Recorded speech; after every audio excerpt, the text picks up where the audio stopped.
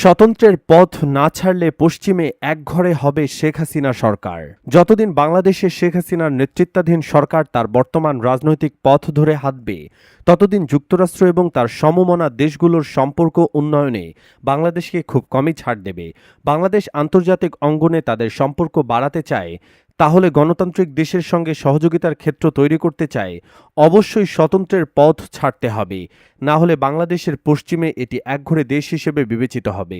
সম্প্রতি প্রধানমন্ত্রী শেখ হাসিনার ওয়াশিংটন সফর নিয়ে বিশ্লেষণধর্মী এই নিবন্ধটি লিখেছেন বাংলাদেশে নিযুক্ত যুক্তরাষ্ট্রের সাবেক ডেপুটি মিশন প্রধান কূটনীতিক এবং সাউথ এশিয়া পার্সপেক্টিভের এডিটর অ্যাডলার জন ডালডিয়েস। শুধুমাত্র দর্শক শ্রোতাদের জন্য বিশ্লেষণটি তুলে ধরা হলো। বাংলাদেশের প্রধানমন্ত্রী শেখ হাসিনার সাম্প্রতিক ওয়াশিংটন সফরকে পর্যালোচনা করলে বেশ কিছু বিষয় সামনে চলে আসে।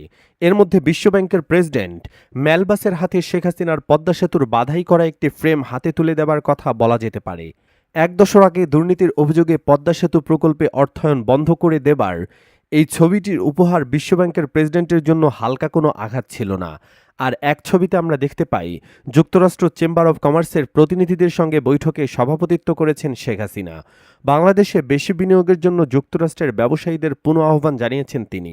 সফর শেষে ঊর্ধ্বতন বাংলাদেশ এবং যুক্তরাষ্ট্রের শীর্ষ কর্তারা দ্বিপক্ষীয় অংশীদারিত্ব সংলাপ নিয়ে এক প্রস্থ আলোচনা করেন। 2014 সালে যেটির সূচনা হয়েছিল। এতে কোনো সন্দেহ নাই যে প্রধানমন্ত্রী এবং তার সমর্থকরা যুক্তরাষ্ট্রের এই সফর এবং ছবিগুলোকে সরকারের সাফল্য বলে প্রচার করবে এবং একই সঙ্গে যুক্তরাষ্ট্র বাংলাদেশকে খুব কম গুরুত্ব দেয় এটা বলে বেড়াবে। তবে ছবিগুলো থেকে আরও কিছু বিষয় উঠে আসে। তবে সে সফরে যে বিষয়টি হাসিনার সমর্থকদের মধ্যে কম গুরুত্ব পাবে সেটি হলো বিশ্বব্যাংকের সঙ্গে বাংলাদেশের সম্পর্কের 50 বছর পূর্তি উপলক্ষে যখন বিশ্বব্যাংকের হেডকোয়ার্টার অনুষ্ঠান খুলছিল, ঠিক তখনই আওয়ামী লীগের কর্মীরা বিরোধী দলের কর্মীদের সঙ্গে সংঘর্ষে জড়িয়ে এক বিব্রতকর পরিস্থিতির তৈরি করে। ওয়াশিংটনের রাজপথে এই যে বিশৃঙ্খলা, এটা ভালো কোনো কাজ নয়, বরং এতে বাংলাদেশের ব্যর্থ রাজনীতির চিত্র এই দেশটি পেরিয়ে আন্তর্জাতিক সীমানায় উন্মুক্ত হয়েছে। অন্য যে বিষয়টি জোর দিয়ে বলতে হয়, যুক্তরাষ্ট্রের প্রেসিডেন্ট জো বাইডেনের সঙ্গে যে ছবির জন্য মরিয়া সেটি সম্ভব হয়নি হাসিনার, কারণ দুজনের দেখা হয়নি।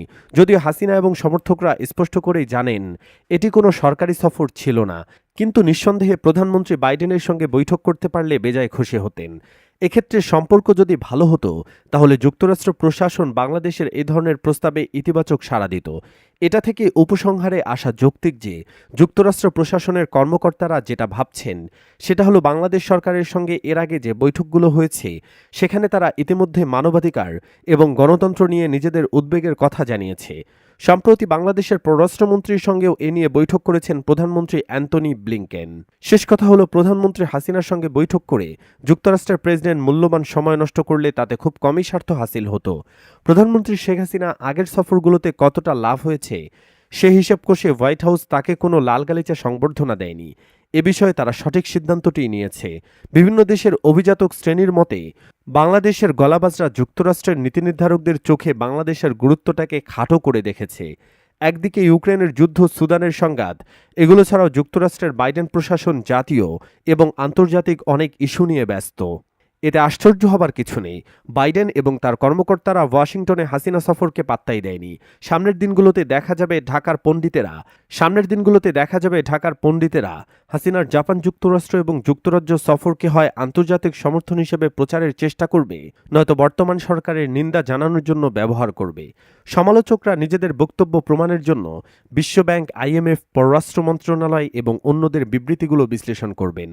তবে যে সত্য খবরটি তারা প্রচার করবে না সেটি হলো বাংলাদেশ এবং তার প্রধানমন্ত্রী কতটা গুরুত্বপূর্ণ নন যতটা তারা মনে করেন।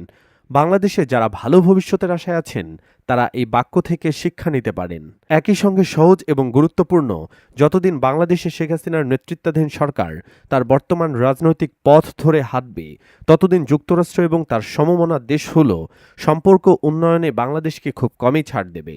বাংলাদেশ যদিও আন্তর্জাতিক অঙ্গনে তাদের সম্পর্ক বাড়াতে চায় এবং গণতান্ত্রিক বিশ্বের সঙ্গে সহযোগিতার ক্ষেত্র তৈরি করতে চায়, তাহলে তাদেরকে স্বৈরতন্ত্রের পথ ছাড়তে হবে। তা না হলে বাংলাদেশ পশ্চিমে একটি একঘরে দেশ হিসেবে বিবেচিত হবে। এই বার্তাটি যত দ্রুত উপলব্ধি করা যাবে তত দ্রুত বাংলাদেশ এবং তার শুভাকাঙ্ক্ষীদের জন্য মঙ্গলজনক হবে। এদিকে চট্টগ্রাম মহানগর বিএনপির আহ্বায়ক ডাক্তার শাহাদাত হোসেন বলেছেন, আজ মানুষের ভোটাধিকার নেই। প্রায় 4 কোটি নতুন ভোটার হয়েছে, তারা কেউ ভোট দিতে পারেনি। আগামী নির্বাচনে মানুষের ভোটাধিকার নিশ্চিত করতে হবে। জনগণের দাবি দাওয়া নিয়ে মাঠে নেমেছি। এক দফা দাবি আদায় না করা পর্যন্ত মাঠে থাকব।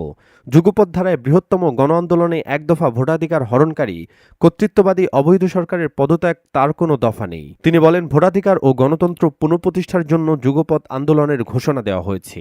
বর্তমান সরকার দেশে নির্বাচনী ব্যবস্থা পুরোপুরি ধ্বংস করে দিয়েছে। তাদের অধীনে দেশে কখনো অবাধ ও সুষ্ঠু নির্বাচন সম্ভব নয়। একটি অবাধ ও সুষ্ঠু নির্বাচনের জন্য প্রয়োজন নির্বাচনকালীন নিরপেক্ষ সরকার। আমাদের কাছে এই মুহূর্তে এটাই সবচেয়ে বড় গুরুত্বপূর্ণ ইস্যু। এ দাবি আদায়ে সব রাজনৈতিক দল নিয়ে বৃহত্তর ঐক্য গড়ে তোলা হয়েছে। সে লক্ষ্যে কাজ চলছে। বিকেলে চট্টগ্রাম নগরীর নসিমন ভবন অর্থ দলীয় কার্যালয়, চট্টগ্রাম মহানগর যুবদলের উদ্যোগে আগামী 16 জুলাই চট্টগ্রাম শ্রমিক জনতার মহাসমাবেশ সফল করার লক্ষ্যে আয়োজিত প্রস্তুতি সভায় প্রধান অতিথির বক্তব্যে তিনি কথা বলেন। তিনি বলেন, সরকারের বিদায় ঘণ্টা বাজছে, অবৈধ ক্ষমতা ধরে রাখতে মরিয়া সরকারের মন্ত্রীরা আবোলতাবোল বলছেন। এ সরকারের পতনে জীবন দিতে হলে আমরা দেব, তবু দেশের মানুষকে মুক্ত করে ছাড়ব। সরকার দেশকে সংঘাতের দিকে নিয়ে যাচ্ছে। স্বৈরাচার পতনের এক দফা এক দাবিতে ইতিমধ্যে বিরোধী দলসমূহ আন্দোলন শুরু হয়ে গেছে। চট্টগ্রাম মহানগর বিএনপির সদস্য সচিব আবুল হাশেম বক্কর বলেন, আজ সবচেয়ে কষ্ট হচ্ছে আমাদের শ্রমজীবী মানুষের, সবচেয়ে কষ্ট হচ্ছে আমাদের খেটে খাওয়া মানুষের। তারা দুবেলা দুমুঠো খেতে পায় না। তাই আমাদের নিজেদের স্বার্থে, বাংলাদেশের মানুষের স্বার্থে, শ্রমিকদের সাথে, সমাজের মানুষের স্বার্থে, কৃষকের স্বার্থে, জনগণের স্বার্থে আমাদের রুখে দাঁড়াতে হবে। স্বাধীনতার 52 বছর পরেও আমরা আজ পরাধীনতার গ্লানি বহন করছি। সরকার নাগরিকদের ভোটাধিকার কেড়ে নিয়েছে, মানবাধিকার ও কথা বলার স্বাধীনতা কেড়ে নিয়েছে। সব জায়গায় দলীয়করণ করা হয়েছে। দেশের মানুষ সরকারের দুঃশাসন থেকে মুক্তি চায়।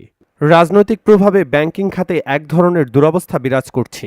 ইতিমধ্যে খেলাপি ঋণ ছাড়িয়ে গেছে 1 লাখ কোটি টাকায়। এর সঙ্গে পুনর্গঠন ঋণ, পুনঃতফসিল ঋণ অবলোপন যোগ করলে খেলাপির প্রকৃত চিত্র আরও ভয়াবহ আকার ধারণ করার আশঙ্কা করছেন ব্যাংকার ও অর্থনীতিবিদরা। একই সঙ্গে দীর্ঘদিন ব্যাংকিং কমিশন গঠনের দাবি এবং তা মেনে নিয়ে আবার সে সিদ্ধান্ত থেকে অর্থমন্ত্রী সরে যাওয়ার পর এবার দেশের ব্যাংকের খাতের প্রকৃত চিত্র চিহ্নিত করতে নাগরিক কমিশন গঠনের ঘোষণা দিয়েছে Centre for Policy Dialogue CPD. জাতীয় নির্বাচনের পরই এই কমিটি গঠন করা হবে। এ নাগরিক কমিটি ব্যাংক খাতের সমস্যা চিহ্নিত করে প্রয়োজনীয় সুপারিশ তুলে ধরবে। সকালে রাজধানীর খাজানা গার্ডেন রেস্টুরেন্টে বাংলাদেশ ব্যাংক খাত নিয়ে আমরা কি করব শীর্ষক এক সংলাপে এ তথ্য জানায় সিপিডির বিশেষ ফেলো ডক্টর দেবপ্রিয় ভট্টাচার্য। তিনি জানান, নাগরিক কমিশন ব্যাংক খাতের প্রকৃত চিত্র তুলে ধরবে। ব্যাংক খাত নিয়ে যে আশঙ্কা করা হচ্ছে তার প্রকৃত কারণ চিহ্নিত করা হবে। সমাধানের লক্ষ্যে প্রয়োজনীয় আইন সংশোধন এবং বিভিন্ন সুপারিশ তুলে ধরবে এ কমিশন।